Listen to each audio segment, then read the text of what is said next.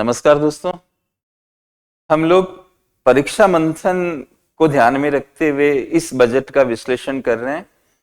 एक पार्ट पहले से निकाला जा चुका है और हमारा प्रयास है कि इस बजट को हम किस तरह से एनालाइज करें कि हम परीक्षा में इसका फायदा उठा सकें। इस पॉइंट ऑफ व्यू को ध्यान में रखते हुए ये प्रयास हम लोग कर रहे हैं और इससे ये भी आपको समझ में आएगा कि भविष्य में आप किसी भी बजट को किस तरह से पढ़ें कि अपने एग्जाम के लिए उसका एक अच्छा इस्तेमाल आप कर सकें। इसी लक्ष्य को ध्यान में रखते हुए हम अलग अलग पार्ट्स में आपके सामने इस बजट का विश्लेषण प्रस्तुत कर रहे हैं। तो आप ध्यानपूर्वक पूरी तरह से इस विश्लेषण को समझने का प्रयास करें। एंड तक आप जाएंगे तो आपको इसका ज्यादा बेनिफिट मिलेगा। और इकोनॉमिक्स में हर जगह जुड़ाव होता है, तो क्या पता लास्ट वाली बात पहली बात से कनेक्ट हो रही हो। तो ये आप देखें कि आपको इसको किस तरह से एक्सप्लोर करना है। आप स्क्रीन पे देख रहे होंगे कि ये एक लैंग्वेज दिख रहा है आपको, trend in debt percent of GDP, ये जो लिखा हुआ दिख रहा है आपको। तो ये इंपॉर्टेंट क्यों हो जाता है, मैं अपने डिस्कशन में इसको क्यों वैल्यू कर रहा हूं। तो आपने ध्यान दिया होगा इस चीज को, इस पर एक वीडियो में पहले भी जारी कर चुका हूं, भारत में नया राजकोष एंकर करके। अगर आपने नहीं देखा तो आप उसको देख सकते हैं। और अगर आपने मिस कर दिया हो और इस बजट को भी मिस कर दिया हो ठीक से समझने में, कई बार हम आंकड़ों में इतने 1000 करोड़ रुपए का बजट, इस तरह की चीजों में हम मूल बातों को मिस कर जाते हैं और हमें लगता है कि यही बजट है। तो आपको बजट को बहुत बारीकी से देखने की आवश्यकता पड़ेगी अगर आप यूपीएससी और इस तरह की अन्य उच्च स्तरीय परीक्षाओं में जाना चाह रहे हैं, तो उन परीक्षाओं को दे रहे हो तो अगर आप। तो दोस्तों, मैंने बोला था कि हम एक नया राजकोष एंकर शुरू कर रहे हैं और इस बात की घोषणा माननीय वित्त मंत्री जी ने लास्ट ईयर ही कर दी थी जब उन्होंने 2025-26 का बजट पेश किया था। उसको भी अगर आपने ध्यान से सुना हो तो उन्होंने कहा था कि हम भारत में एक नया राजकोष एंकर लाने वाले हैं और 26-27 से उसकी इम्प्लीमेंटेशन होगी। तो नया राजकोष एंकर मतलब कि आप इसको इंग्लिश में फिस्कल एंकर बोल सकते हो। ये वर्ड चर्चा में है। और एंकर का मतलब क्या होता है कि बांधना होता है। जब आप किसी चीज को बांध के चलते हो, बांधते हो, तो एक प्रकार से आप एंकरिंग कर रहे हो, अगर आप इसको सामान्य ढंग से देखें तो। और मैंने अपने उस वीडियो में भी कहा था कि हम जहाजों की एंकरिंग करते हैं, नावों की एंकरिंग करते हैं, यानी कि वो लहरों में ना चले जाएं, बह के ना चले जाए तो हम उनको बांध देते हैं। इसी तरह से सरकार भी राजकोषीय क्षेत्र में अपने आप को बांध के चल सकती है। ये जो बंधन लेती है वो अपने ऊपर, इससे एक प्रकार का राजकोषीय अनुशासन बनता है। और जवाबदेही के लिए आपको अनुशासन में तो आना ही पड़ेगा, ताकि पब्लिक के सामने आप रेस्पॉन्सिबल दिखें, अकाउंटेबल दिखें और अनुशासनहीनता नहीं रहे। आप कुछ भी खर्च कर रहे हो, आपका घाटा कहीं पर भी जा रहा है, ये चीज रोकने के लिए हम क्या करते हैं कि किसी न किसी लक्ष्य को लेते हैं। जैसे कि हम राजकोषीय घाटे को लक्ष्य बनाते रहे हैं, तो राजकोषीय घाटे का जो वो टारगेट हमने सेट किया हुआ था, वो टारगेट एक प्रकार से क्या है, राजकोषीय एंकर हुआ, क्योंकि सरकार ने अपने आप को उसके साथ बांधा। तो राजकोषीय एंकर जो होते हैं वो एक प्रकार से राजकोषीय लक्ष्य होते हैं।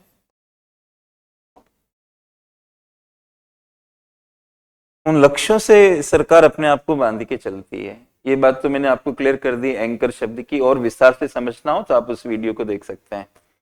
दूसरी बात इंपॉर्टेंट ये है कि अब हम किस चीज को राजकोषीय एंकर बना रहे हैं, तो ऋण जीडीपी अनुपात को बना रहे हैं, डेट टू जीडीपी रेशियो।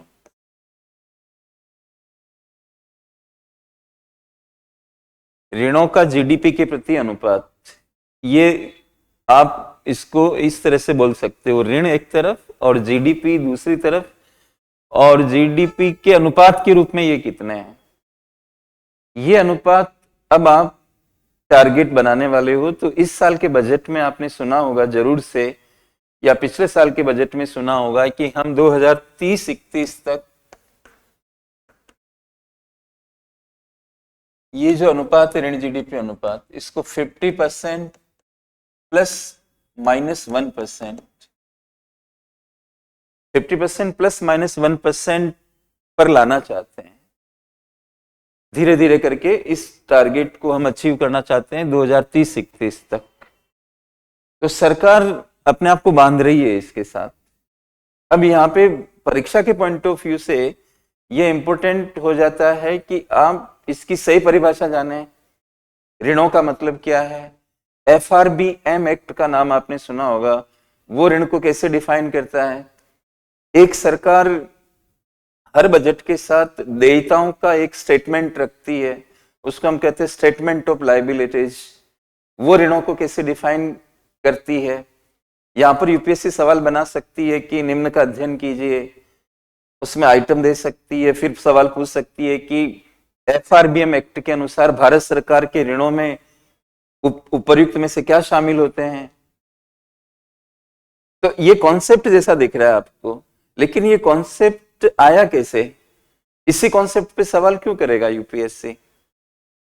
तो आपको इस बजट या अन्य जगहों से जब आपको करंट मिल जाता है तो फिर वहां से आपको कॉन्सेप्ट के अंदर जाना पड़ेगा। आपको बहुत बारीकी से देखना पड़ेगा कि मैं ऋण जीडीपी अनुपात को सिर्फ ऐसे ही बोल रहा हूं या मेरे को इसकी डेफिनेशन भी आती है, इसका कंटेंट और डिफरेंस मेरे को पता है कि नहीं है। तो ऐसे आपको सवालों को ढूंढना पड़ता है। पहली बात तो ये हुई जो मैं बताने वाला हूं, आपको समझाऊंगा थोड़ा, क्योंकि आपके सामने वो चित्र था जो क्लास में दिख रहा था आपको, इस तरह का जो फिगर था। तो ये जरूरी है कि आप इस चित्र को भी समझें और कॉन्सेप्ट को भी आप देखें। तो यहाँ पर ट्रेंड दिख रहा है। तो कई बार आपने देखा होगा कि यूपीएससी ट्रेंड वाले सवाल करती है, जैसे यहाँ पे लिखा हुआ ट्रेंड्स इन डेट। एक आपको कॉन्सेप्ट पता हो गया डेट का, दूसरा आपको ट्रेंड पकड़ना है। फिर ट्रेंड को भी समझने के लिए कोई दूसरे कॉन्सेप्ट है क्या जिनसे इसकी कनेक्टिविटी बन रही है, ये भी आपको देखना होगा। तो इस तरह से आप अपनी परीक्षा की तैयारी को आगे बढ़ा सकते हो। तो दोस्तों आप इस स्क्रीन पे देख पा रहे होंगे, और अगर मैं इसको बड़ा कर दूं थोड़ा सा तो और बेहतर आपको ये दिख पाएगा। ये सबसे पहले आप ये देखें कि यहाँ पर दो कलर की लाइंस दिख रही है, एक ब्लू कलर की है, एक रेड कलर की है। और इनको अगर आप देखते हैं तो इनका मतलब देखें पहले तो। इसका मतलब क्या है?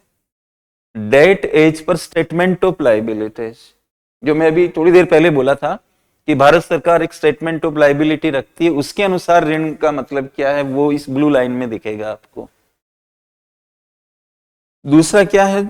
Definition debt is defined in the FRBM act. और सेम वर्ष में आपको ऐसा दिखेगा, जैसे आप कोई सा भी वर्ष उठा लें, जैसे आप 2026-27 देख रहे हैं, बजट एस्टिमेट दिखा हुआ है, तो आपको ब्लू लाइन नीचे दिख रही है और रेड लाइन ऊपर दिख रही है। इसका मतलब रेड लाइन क्या शो कर रही है? Debt is defined in the FRBM act. इसका मतलब सेम ईयर के अंदर FRBM एक्ट की डेफिनेशन के अनुसार ऋण ज्यादा दिख रहे हैं प्रतिशत के रूप में, जीडीपी के प्रतिशत के रूप में। और स्टेटमेंट ऑफ लायबिलिटीज के हिसाब से आप चलते हो, ये वाली लाइन को देखते हो तो ये नीचे है। इसके अनुसार 55.6% FRBM एक्ट के अनुसार, और इसके अनुसार आपको दिख रहा है 54.7%, और ईयर सेम है यहाँ पे। इसका मतलब FRBM एक्ट की जो डेफिनेशन है वो ज्यादा वाइडर है, किसकी तुलना में? स्टेटमेंट ऑफ लायबिलिटीज की तुलना में। तो आपको ये माइंड लगाना है कि क्या डिफरेंस आ रहा है इसमें। तो मैं आपको बताना चाहूंगा कि जो स्टेटमेंट ऑफ लायबिलिटीज होता है ये वाला, इसमें जो हमारे बाह्य ऋण होते हैं, जो हम बाहर से लिए हुए होते हैं, तो इसमें हिस्टोरिकल एक्सचेंज रेट का प्रयोग होता है। हिस्टोरिकल एक्सचेंज रेट का मतलब क्या हुआ कि आपने मान लीजिए 1980 में लोन लिया, बाहर से लिया, तो उस समय की विनिमय दर लागू होगी, 1980 की विनिमय दर लागू होगी। जब आप जिस समय पे लेते हो उस समय पर विनिमय दर क्या थी, डॉलर वगैरह की विनिमय दर क्या थी, वो अप्लाई होगी अगर आप स्टेटमेंट ऑफ लायबिलिटी के अनुसार चलते हो तो।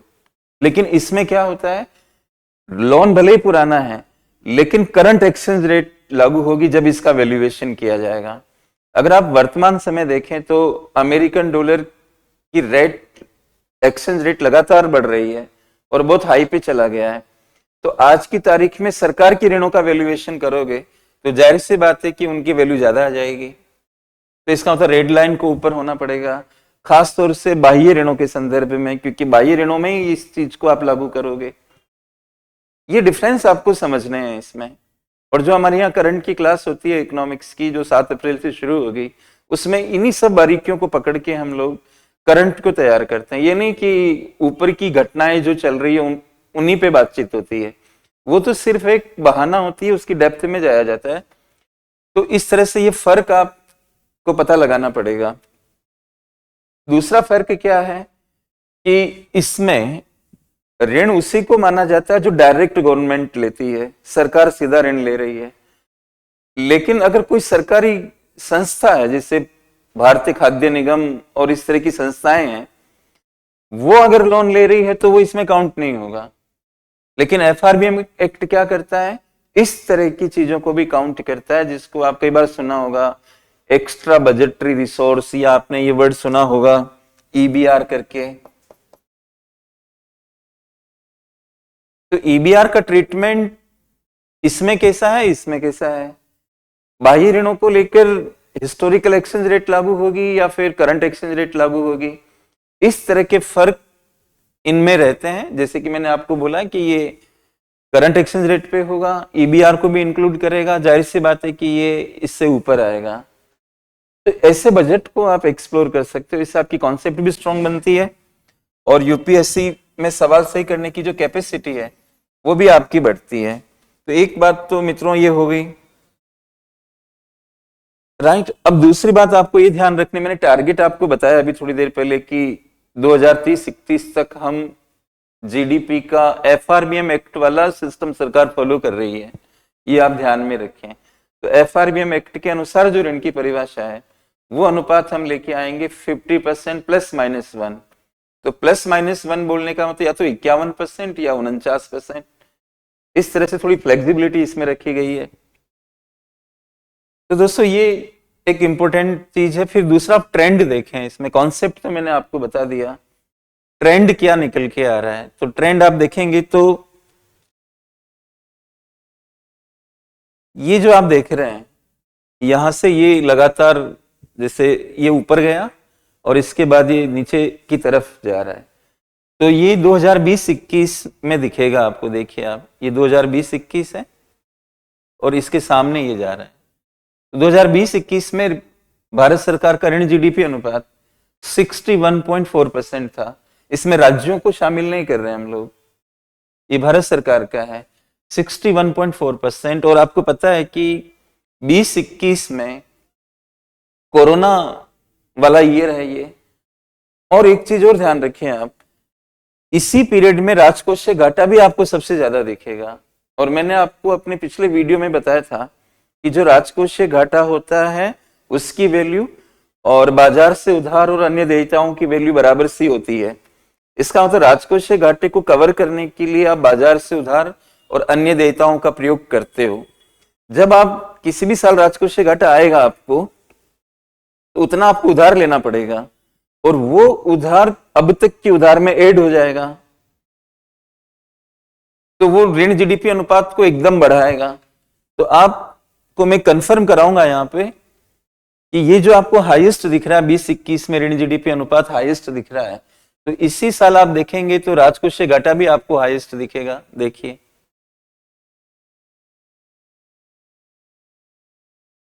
ये ब्लू लाइन जो दिख रही है ये किसकी है, फिस्कल डेफिसिट यानी कि राजकोषीय घाटे की है। और राजकोषीय घाटे की लाइन सबसे ऊंची कहां पे नजर आ रही है, 9.2% राजकोषीय घाटा था। और आप नीचे आके देखोगे तो 20-21 के सामने दिख रहा है और ठीक इसी के सामने सबसे ज्यादा ऋण जीडीपी अनुपात है ये,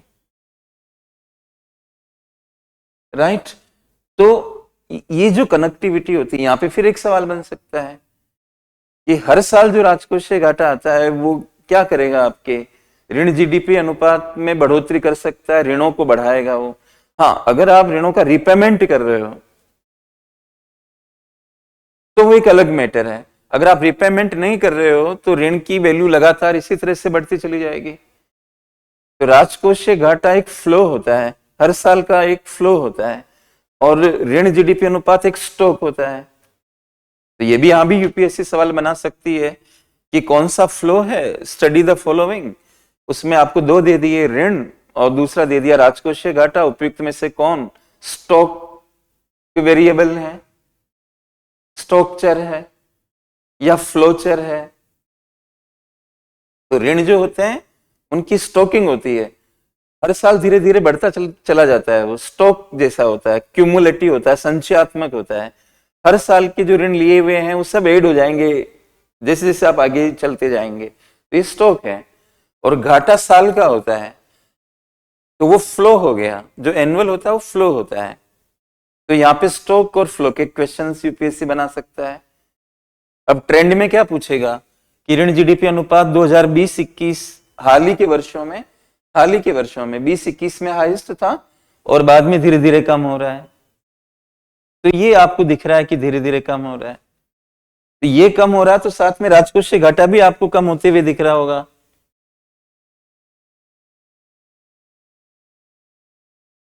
इस तरह से तो इनकी एक सेटिंग है, मतलब राजकोषीय घाटे और ऋण जीडीपी अनुपात की। और मैंने कहा कि अब हमारी सरकार जो है वो ऋण जीडीपी अनुपात को मानक बनाएगी, राजकोषीय घाटे के मानक को फिस्कल एंकर के रूप में छोड़ेगी, लेकिन वो बताएगी जरूर अपने बजट में। तो उन्होंने बता रखा है कि अब जो ये वाला बजट पेश किया गया था 2026-27 के लिए, जो बजट पेश किया गया था, वहां जो अनुमान है वो जीडीपी का 4.3% है, राइट। तो कम दिख रहा है ना आपको, टारगेट भले ही नहीं बना रखा है, टारगेट तो अब ऋण जीडीपी अनुपात होगा, लेकिन अनुमान क्या है कि हम 4.3% पे आ जाएंगे। तो राजकोषीय घाटे को कम करना और ऋण जीडीपी अनुपात को पर पकड़ बनाना, उसे धीरे धीरे कम करना, दोनों बातें आपस में जुड़ी हुई है। तो इस तरह से आप इस चीज को, उसमें फिर वो आपको विकल्प बना के पूछ सकता है। रीपेमेंट भी ऋण जीडीपी अनुपात को कम करेगा, लेकिन आपको बेसिकली ध्यान देना पड़ेगा कि आपका राजकोषीय घाटा भी कम हो, इस तरह से चीज को समझना पड़ेगा।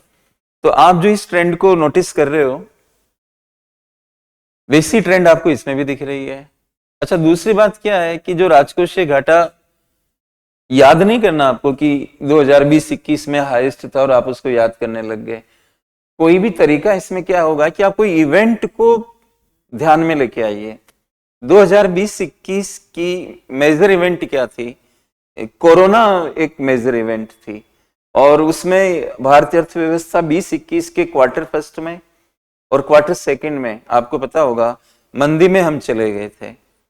और 2 क्वार्टर तक लगातार अगर अर्थव्यवस्था में जीडीपी नीचे चला जाता है, ग्रोथ रेट नेगेटिव होती है, तो हम इसको क्या बोलते हैं? हम इसको रिसेशन कहते हैं, मंदी कहते हैं। निरंतरता होनी चाहिए और ग्रोथ रेट नेगेटिव होनी चाहिए। कम ज्यादा से मतलब नहीं है, कम नेगेटिव आ गया तो इसका मतलब ये नहीं कि आप कहोगे कि रिसेशन नहीं है। नेगेटिव ग्रोथ रेट होनी चाहिए, ये काफी होता है, लेकिन 2 क्वार्टर लगातार। तो आप 20-21 के दोनों क्वार्टर्स को देखते हो, क्वार्टर फर्स्ट और क्वार्टर सेकंड, तो भारत की ग्रोथ रेट उनमें माइनस में थी, नेगेटिव थी। अब एक चीज आप बताइए कि जब एक कंट्री रिसेशन में आ जाता है, यानी कि उसका जीडीपी नीचे की तरफ मूव कर रहा है, इस तरह से मूव कर रहा है, नीचे की तरफ जा रहा है, ये साइकिल जैसा है, डाउन टर्न हो रहा है, मतलब नीचे की तरफ जा रहा है, ऐसा साइकिल।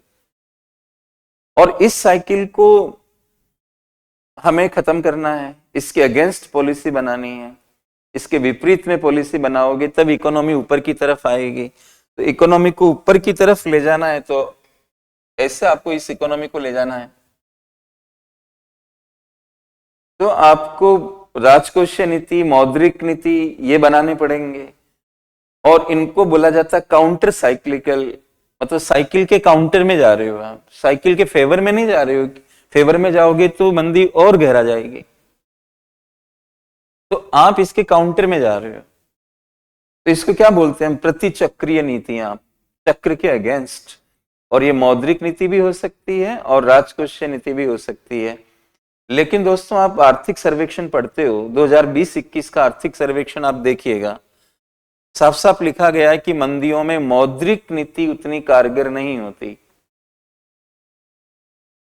मौद्रिक नीति कैसे काम करती? ब्याज दरों को कम कर दो, निवेश बढ़ जाएगा, कंजप्शन बढ़ जाएगा, लेकिन अर्थव्यवस्था में तो निराशा है ना। ब्याज कितना भी कम हो, आप जब इन्वेस्ट करोगे तो आप सोचोगे कि मेरे को मेरा पैसा वापस में रिकवर कर पाऊंगा कि नहीं कर पाऊंगा। मंदी चल रही है इकोनॉमी के अंदर, कितना भी सस्ता धन आपको मिले, आप हिम्मत नहीं जुटा पाओगे कि उस पैसे का इन्वेस्टमेंट आप कर दोगे, मशीन, उपकरण, भवन वगैरह टाइप की चीजों में आप निवेश कर दोगे। अच्छा, अगर मेरे को ब्याज कम पड़ रहा है तो मेरे को गाड़ी लेके आनी है, तो मेरे को ईएमआई देना पड़ेगा। इसका इंस्टॉलमेंट के अंदर दो पार्ट होते हैं, ब्याज भी होता है और लोन का पार्ट भी होता है। जब मंदी है, मेरी इनकम नहीं आ रही है, तो मैं लोन का पार्ट कैसे चुकाऊंगा?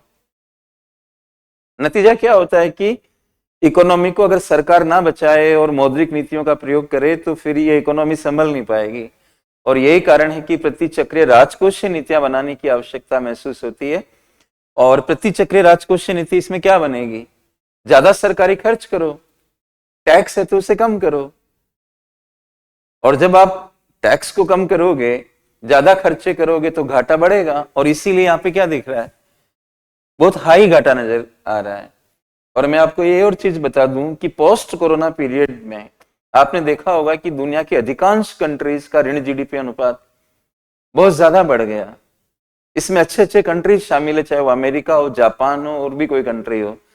ऋण जीडीपी अनुपात राष्ट्रों के बढ़ते चले गए। इनको मॉनिटर करना, इनको कम करना बहुत जरूरी है।